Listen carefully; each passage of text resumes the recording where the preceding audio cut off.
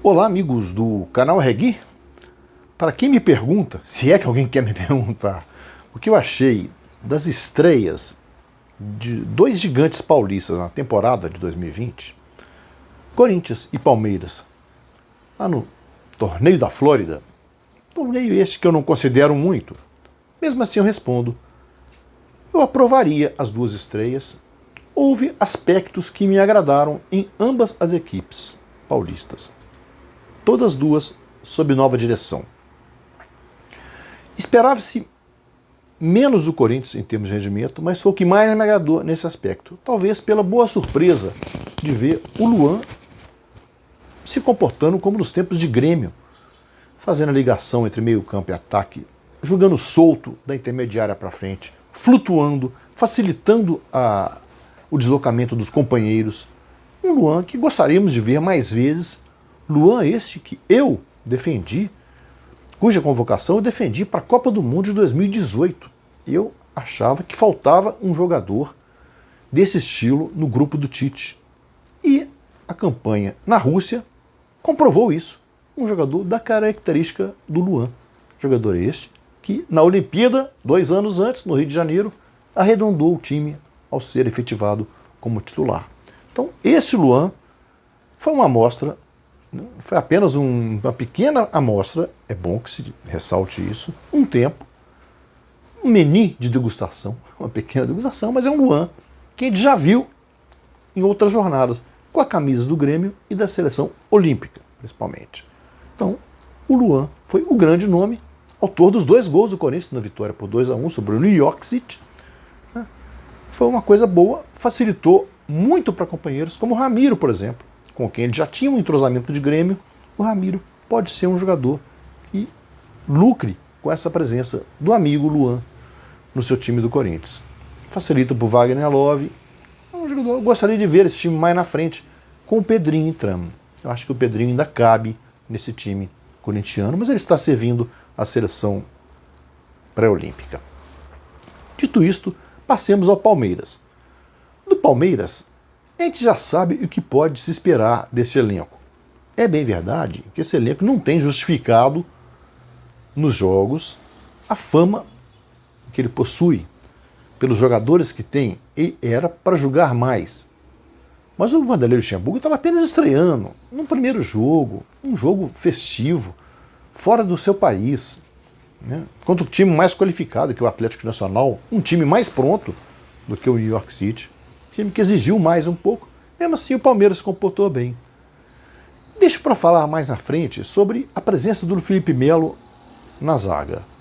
É um jogador lento para jogar ali. Teria que ter um time com um conjunto muito apurado, muito forte, que jogue muito agrupado, como jogam o Manchester City e o Barcelona, ambos os times sob a feição do seu treinador, Pep Guardiola, que facilita para quem está ali atrás. O Mascherano jogou várias vezes de zagueiro, foi transformado em zagueiro do Barcelona e se comportou muito bem. O Fernandinho, quando foi escalado como zagueiro no City, também se comportou bem.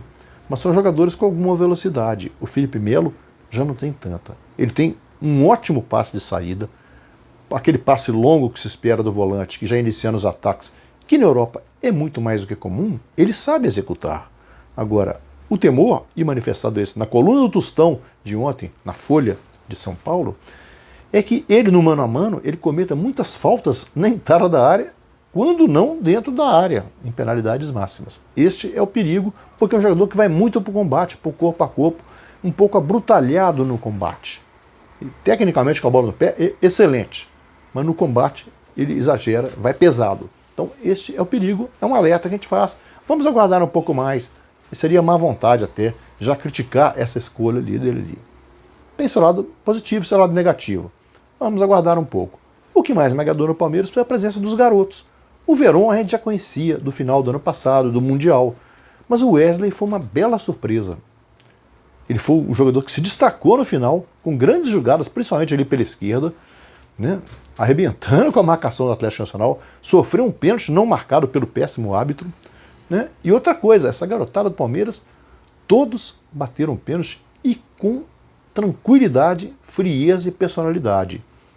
Os pênaltis batidos pelo palmeirense, tanto os veteranos quanto principalmente os novatos, foram fruto de muita tranquilidade e personalidade. Então, o saldo é positivo. O time não mostrou tanto quanto o Corinthians no primeiro tempo, mas mostrou que, com a garotada, pode dar uma rejuvenescida de conceitos.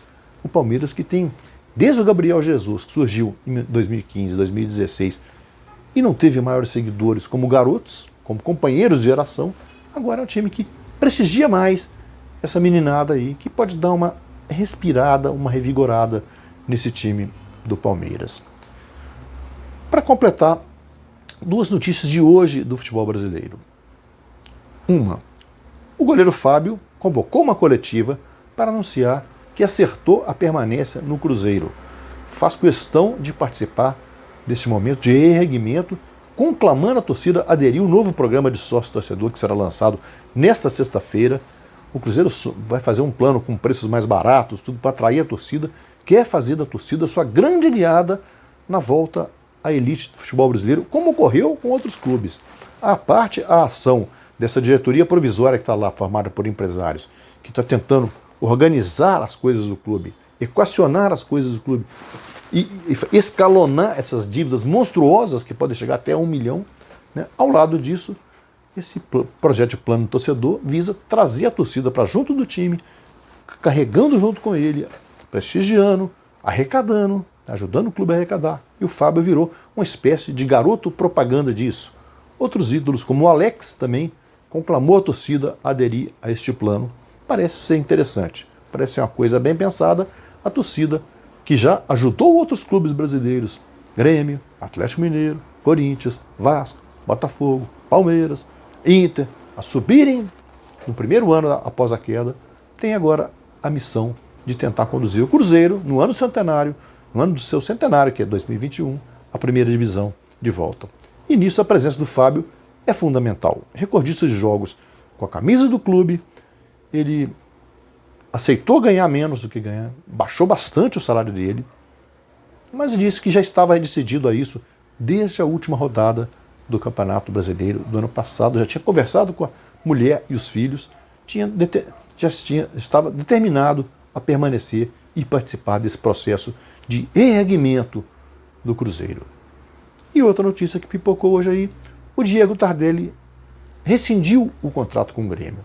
Ele não foi feliz na volta ao futebol brasileiro, não rendeu aquilo que se esperava, e ele que foi contratado por insistência do Renato Gaúcho. Renato que é mérito recuperador de jogadores. Com o Tardelli a coisa não andou muito.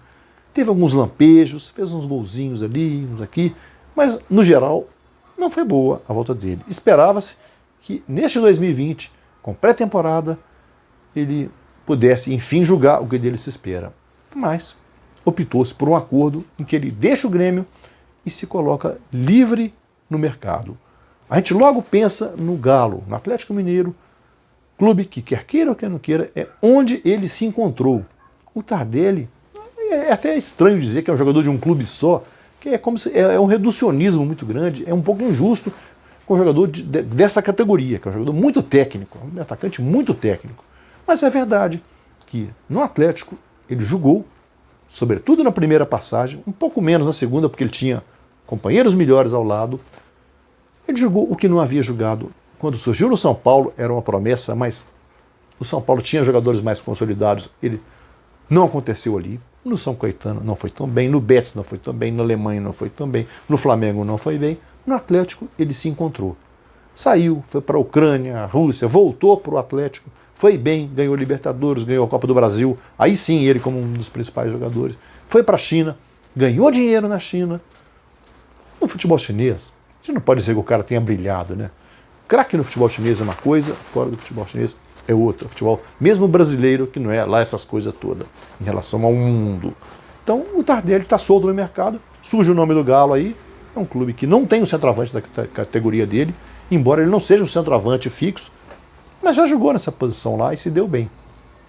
Há outros clubes que têm uma carência de jogadores da característica dele. O Atlético Paranaense mesmo, se perder o Rony, é um jogador em que ele caberia muito bem, com um projeto legal, estádio bom, torcida boa, um clube que cresceu, está em Libertadores, poderia se dar bem lá.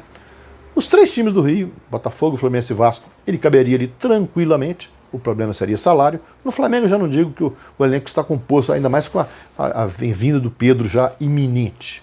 Né? E o São Paulo, que foi o clube que projetou. Por que não ele? Projetado no São Paulo, até caberia ali. No Santos também acho que caberia, mas no São Paulo. Então é um jogador que está solto no mercado. Vamos cuidar dele, vamos ver quem vai levar vantagem nisso aí. É uma peça interessante nesse tabuleiro de xadrez, que é a composição dos grandes times brasileiros para 2020. É isso aí, meus amigos. Um abraço. Inscreva-se no canal Arregui.